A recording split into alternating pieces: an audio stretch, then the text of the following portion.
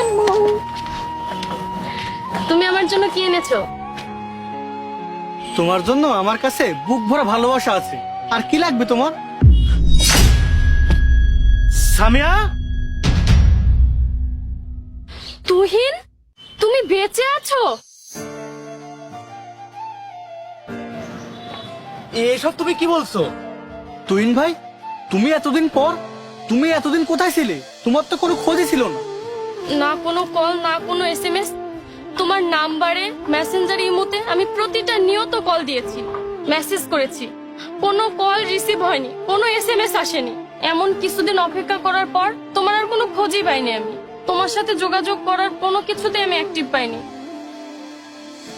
তোমার সাথে যারা ছিল তারা তোমার কোনো খোঁজ দিতে পারেনি।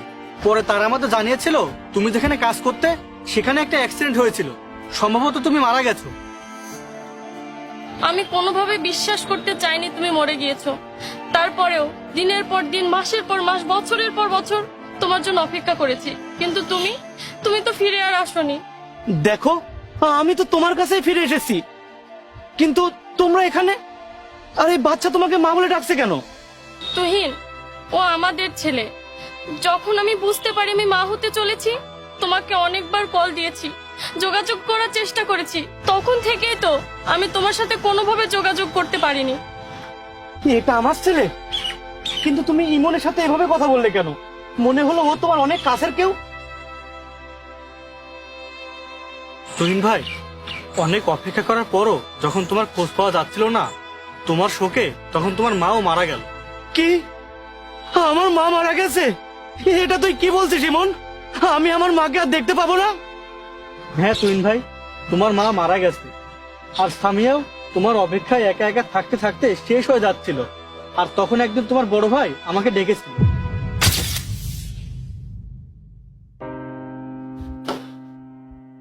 ইমন, 3 বছর হয়ে গেল, তুহিনের তো কোনো খোঁজ খবর পেলাম না। আর এদিকে সামিয়ার বয়স কম, স্বামীর সাথে বেশি দিন সংসারও করেনি, একটা সন্তানের মা হয়েছে। ওরও মা বাবা কেউ নেই। বড় ভাই বলো, বাবা বলো বা ভাসুর বলো, ওর একমাত্র অভিভাবক আমি। তোমাকে ডেকেছি, তোমার কাছে আমার ছোট্ট একটা আবদার আছে ভাই। ভাইয়া, আপনি কি বলবেন বলেন, আমি আমার সাধ্য মতো চেষ্টা করব।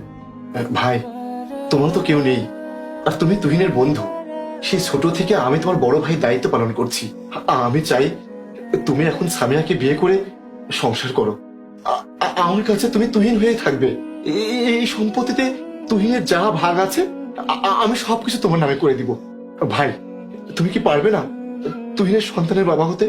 ভাইয়া, আমি সেই ছোটবেলা থেকেই আপনি আমার বাবা বলেন বা ভাই বলেন আমি মেনে এসেছি। আমি আপনার কথা ফেলতে পারবো না।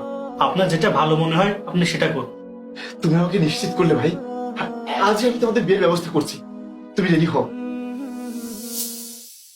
তুহিন, তুমি আমাকে ক্ষমা করে দাও। আমি তো তোমাকে নিয়ে সুখে থাকতে চেয়েছিলাম, কিন্তু আমিও ভাইয়ার কথা অবাধ্য হতে পারিনি। আর তাছাড়া আমি তো একটা মেয়ে, একটা সন্তান নিয়ে কি বা করতাম বলো?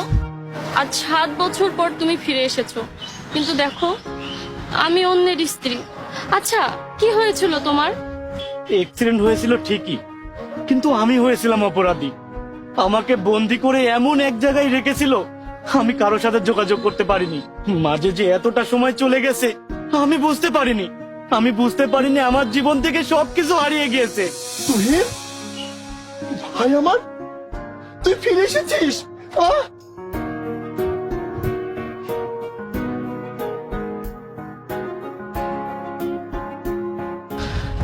কিন্তু আমি যে আমার নিজের হাতে তোর বউকে তোর জীবন থেকে সরিয়ে দিয়েছি ভাই, তুই আমাকে ক্ষমা করে দিস।